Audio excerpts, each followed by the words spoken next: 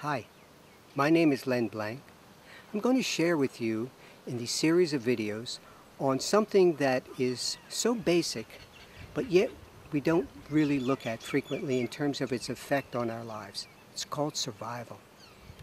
I've written a book that will soon be available on my website, onehealthyself.com. The book is entitled Survive the Most Important Thing We Ever Do, and that will clue you in what I'm talking about. But the interesting thing is how we learn to survive, where we learn to survive, and I'll be sharing with you in these videos and of course in a much greater way in the book.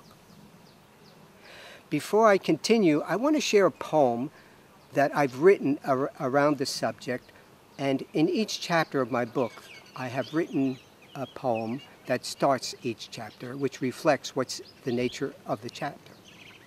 It goes like this poem. What matters if I don't first survive? Do I have any wants or needs? And do the world's problems or treasures matter? They do only when I'm alive. Family, friends, health, religion, power, success, money are only important when I'm here to experience them. Why don't I see staying alive matters most? Because I take my aliveness for granted. The messages from the past by those who mattered most molded and shaped the beliefs, attitudes, and behaviors that I carry today with conviction and certainty. If I don't change them, they will remain with me until the very end. And that's the point I would like to make. These areas of survival that we take on, and they could be, for instance, I'm not good enough, I'm not smart enough, I'm not intelligent enough, good looking enough, or whatever enough.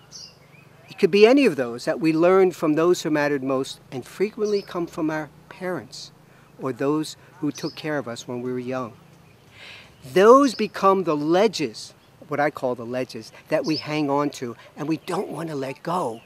Because if I do, will I survive?